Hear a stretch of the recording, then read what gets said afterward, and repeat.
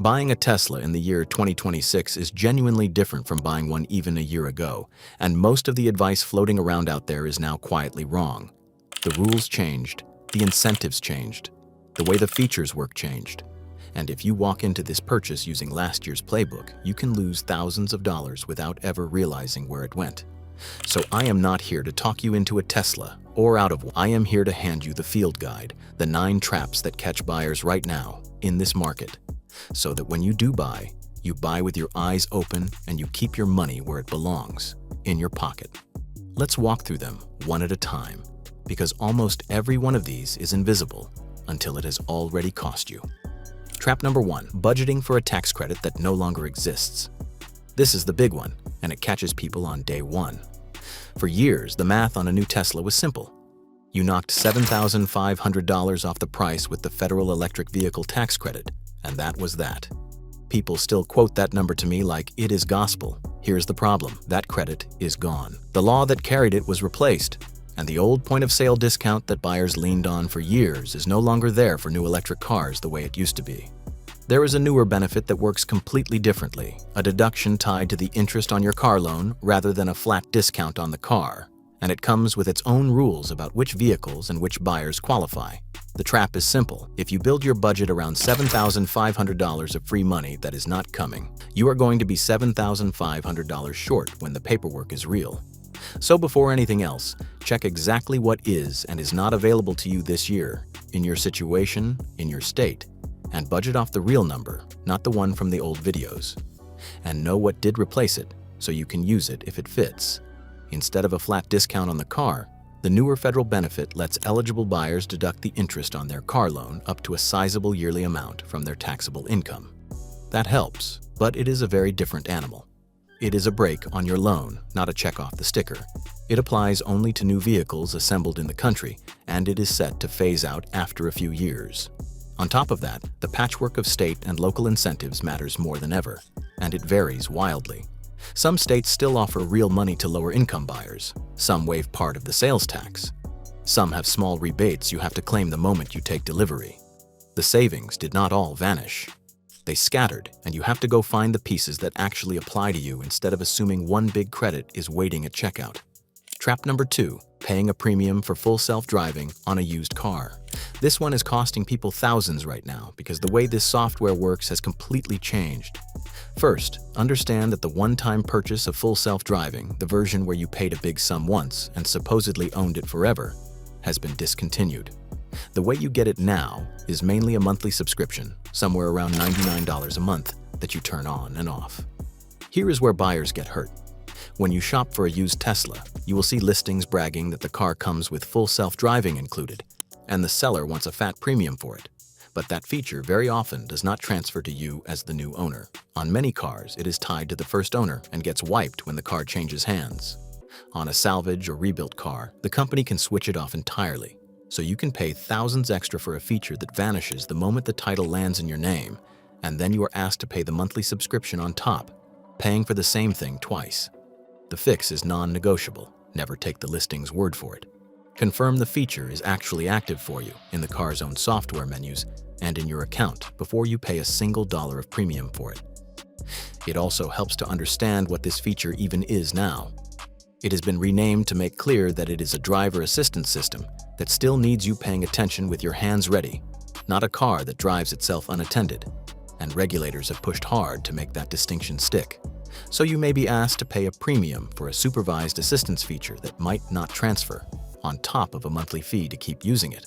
When a seller tries to tack the full original price of that software onto a used car, recognize it for what it is, charging you once in the purchase price and then again every month. Trap number 3, buying an older car expecting it to drive itself someday. This is the dream that sells a lot of used Teslas, the idea that you buy in now, and one day a software update flips your car into a self-driving Robotaxi that earns you money while you sleep. I need you to hear this clearly because the company itself has now confirmed it. The older computer hardware and millions of these cars cannot deliver that future. It does not have the horsepower, and no software update will change that. The only path is physically replacing the computer and cameras in the car, which is a real expense and a real hassle. Meanwhile, a newer generation of hardware is already out, which starts the same clock ticking all over again. So if a seller is pricing a car as though its self-driving future is guaranteed, that future is not in the box. The fix is to find out exactly which generation of hardware the car has before you buy, and to value the car for what it can do today, not for a promise that the company has now walked back. To put the scale of this in perspective, this touches millions of cars already on the road, and the company has talked about building dedicated facilities just to handle the volume of hardware upgrades. That tells you how real the limitation is. So that tempting older listing at a great price, the one the seller swears will turn into a money-making Robotaxi any day now, is selling you a future that particular car physically cannot reach without surgery. Trap number 4. Buying a used Tesla without checking the one thing that actually matters: the battery. On an electric car, the battery is most of the value, and unlike an engine you can hear running rough, a tired battery hides. The range number on the dashboard is not a reliable health check either, because it is an estimate and it can be optimistic. Here is what trips people up. Two cars can look identical, same year, same mileage, same price, and one can have a noticeably healthier battery than the other, especially if one of them spent its life baking in a hot climate, which ages batteries faster. The fix is worth every penny. Before you buy any used Tesla, get a proper battery health check where a technician reads the actual data from the car's battery system and tells you how much real capacity is left. A healthy used Tesla typically still holds the large majority of its original capacity. If the one you are looking at is well below that and the price has not been cut to match, walk away. A battery inspection costs a few $100s. Guessing wrong costs many thousands. As a rough yardstick, a well-kept used Tesla often still holds somewhere around 85 to 95% of its original capacity, even after 100,000 miles, with the steepest drop happening early and then leveling off. But climate matters enormously. The same model and mileage can show meaningfully less capacity if it lived its life in brutal desert heat versus a mild climate. So do not just read the number on the screen.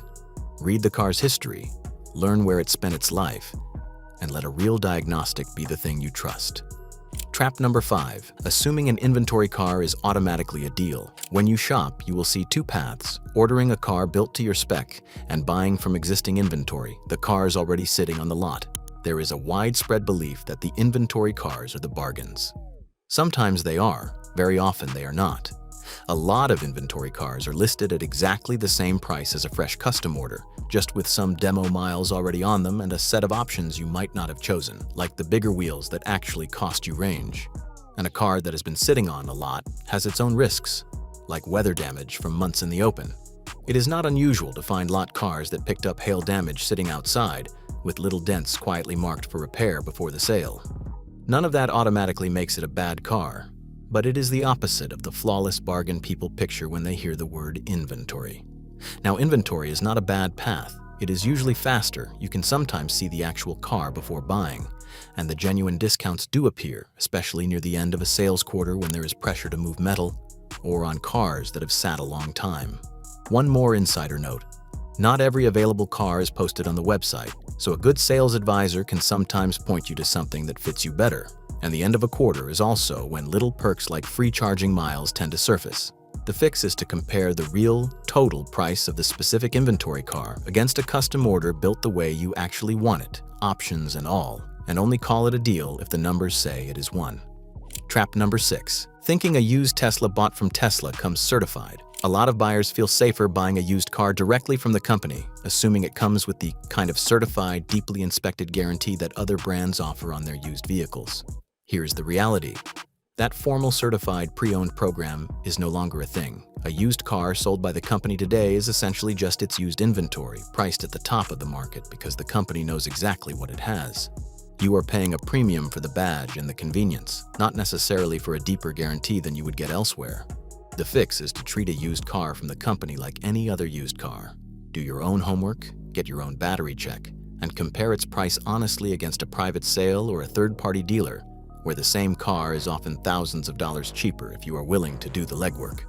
Trap number 7. Skipping the insurance quote until after you have bought. This one ambushes people the week after they take delivery, and it is brutal because by then, it is too late to change your mind. Insuring an electric car has gotten expensive because when these cars are damaged, the repairs can be costly, and insurers have priced that in. Depending on where you live, your premium can be dramatically higher than you expected, in some places eye-wateringly so. There is a company insurance option in some states that prices you based on how you actually drive, which can genuinely help if you are a careful driver, but it can also punish you if the system thinks you are not. And here is the part that stings. You usually cannot tell how bad it will be until you actually run a quote on that specific car, because the cost swings hugely by model, by trim, and by your zip code. The fix could not be simpler, and almost nobody does it. Get a real insurance quote on the exact car you are considering before you sign anything. 5 minutes on the phone or online tells you whether the monthly cost of owning this car is what you think it is, and it can change which car or which trim you end up buying. Trap number 8. Believing your Tesla will hold its value. For a while, these cars had a reputation for holding value unusually well, and a lot of people still buy with that belief baked in. That era is over, and the numbers have come back down to earth. Between the company cutting prices on new cars, the end of the old incentives, and a flood of used cars hitting the market, used values have softened a great deal. To give you a sense of the spread depending on the model, the year, the mileage, and the condition, used prices now run across an enormous range, and two seemingly similar cars can be worth wildly different amounts based on battery health, history, and what software actually transfers with them. A new car can lose a serious chunk of its value in the first year alone. This is not a reason to avoid buying. It is a reason to buy smart. The single most powerful move here is to let someone else eat that first year of depreciation. A lightly used car, just a year or two old, can cost dramatically less than a new one, while giving you almost the same car. The fix is to run the comparison honestly. Look at what a 1 or 2 year old version of the exact car costs, and ask yourself whether that brand new smell is really worth the thousands of dollars it costs to be the first owner. Trap number 9. Letting your guard down on delivery day and on your trade-in. You have made it all the way to the finish line. And this is exactly where tired, excited buyers lose money and accept problems. Two things happen at once here. First, your old car. The company will give you an instant trade-in offer, and it is convenient, but it is also typically lower than what you could get selling it yourself or shopping it to a third-party buyer, and that offer is take it or leave it. In some places, trading in does lower the sales tax you pay, which can tip the math, so do that calculation. But never just accept the first number without seeing what your car is worth elsewhere. Outfits that specialize in buying cars, and dealers who actually understand electric vehicles, will often beat the company's instant offer, sometimes by a lot. So get 2 or 3 numbers before you let your old car go. Second, the car you are receiving. Build quality on these cars can be hit or miss, and delivery day is your moment of leverage. Walk the car carefully before you accept it. Check the panel gaps, the paint, the glass, the trim, the screen, that everything works. If something is wrong, document it then and there in writing before you sign for the car, because it is far easier to get things fixed when you have not yet driven away. The fix is to slow down at the exact moment you most want to rush. Inspect like it is the first day, not the last. So let's bring it all together, because the theme runs through every single one of these. The car is only half the purchase. The other half is the fine print, the software, the battery, the insurance, the incentives, and the timing, and that is where the money quietly hides. Budget off this year's real incentives, not last year's. Never pay a premium for self-driving features you have not personally confirmed will transfer to you. Check the hardware and check the battery before you trust any promise about the future. Compare inventory against a custom order on total price, not reputation.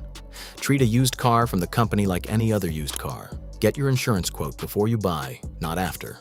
Let someone else take the first year of depreciation, and on delivery day, shop your trade-in and inspect your car like your wallet depends on it, because it does. Here is what I really want you to walk away with. None of this means a Tesla is a bad buy. Plenty of people love theirs and buy again. It just means this is a purchase that rewards the prepared and quietly punishes the rushed. The owners who get a great deal are not lucky. They are the ones who knew which questions to ask before they walked in, who checked the things the listing did not mention, and who were willing to slow down at the finish line. Do that, and you can get into the right car at the right price without a single one of these traps closing on you. If this was useful, I would love to know in the comments which trap surprised you the most, and if you are shopping right now, what model you are looking at, because every buyer's situation is a little different, and we all learn from comparing notes. And if you want more straight, practical guides to owning one of these cars without overpaying, consider subscribing, and I will see you in the next one. Happy car hunting, and buy smart.